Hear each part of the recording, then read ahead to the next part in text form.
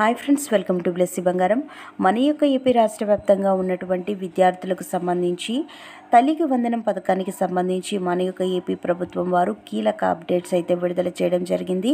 అయితే ఈ పథకానికి సంబంధించి ఎవరెవరు అర్హులు, ఎంతమందికి ఈ పథకానికి సంబంధించిన డబ్బులు జమ చేస్తారు, దీనికి సంబంధించి కొత్త రూల్స్ ఏవైతే ఉన్నాయో ఆ రూల్స్ గురించి పూర్తి వివరాలు నేను మీకు తెలియజేస్తాను. మన ఛానల్ని మొదటిసారి చూస్తున్నట్లయితే ప్లీజ్ సబ్స్క్రైబ్ అవర్ ఛానల్. పక్కనే ఉన్న బెల్ ఐకాన్ని ట్యాప్ చేయండి, ఆల్ అనే ఆప్షన్ని యాక్టివేట్ చేసుకోండి. ప్లీజ్ ఫ్రెండ్స్ లైక్ చేయండి. గవర్నమెంట్ నుంచి వచ్చే ప్రతి చిన్న అప్డేట్ ఎప్పటికప్పుడు నేను మీకు తెలియజేస్తాను. మన యొక్క ఏపీ రాష్ట్ర వ్యాప్తంగా ఉన్నటువంటి విద్యార్థులకు సంబంధించి మన యొక్క ఏపీ సీఎం నారా చంద్రబాబు నాయుడు గారు ఒక కీలక అప్డేట్ అయితే విడుదల చేయడం జరిగింది.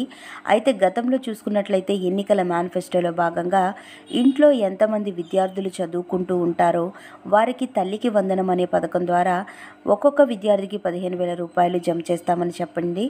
ఎంతమంది విద్యార్థులు ఉంటే అంతమందికి అన్ని 15,000 రూపాయలు జమ చేస్తామని చెప్పడం జరిగింది. అయితే మనం చూసుకున్నట్లయితే 1వ తరగతి నుంచి ఇంటర్ సెకండ్ ఇయర్ చదువుతున్న విద్యార్థుల వరకు ఈ పథకానికి సంబంధించి అర్హులు.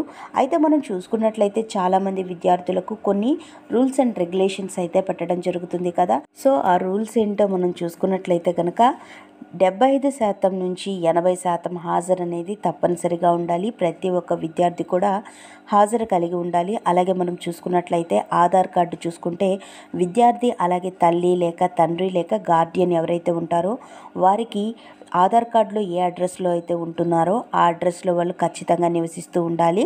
అలాగే మనం చూసుకున్నట్లయితే ఒక ప్రాంతంలో ఉంటూ వేరే ప్రాంతాన్ని ఉన్న వాళ్ళకైతే ఈ డబ్బులు అయితే విడుదల చేయరు.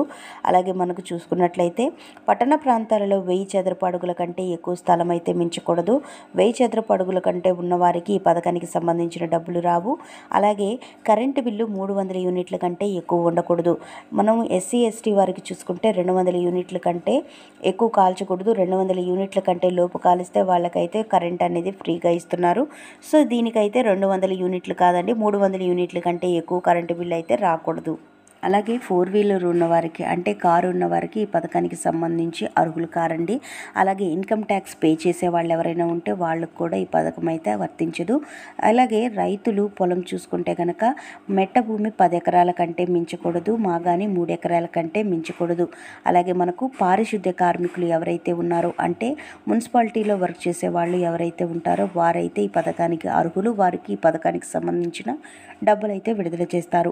అలాగే మనం చూసుకున్నట్లయితే ఆదాయం, నెలసరి ఆదాయం చూసుకుంటే గ్రామాల్లో 10,000, పట్టణాల్లో 12,000 రూపాయలు మించకూడదు.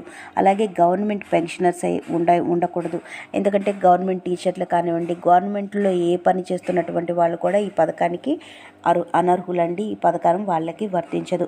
అలాగే మనం చూసుకున్నట్లయితే పాలిటెక్నిక్, IIIT వాళ్ళకు కూడా ఈ పథకం అయితే వర్తించదండి, వాళ్ళని మినహాయించారు.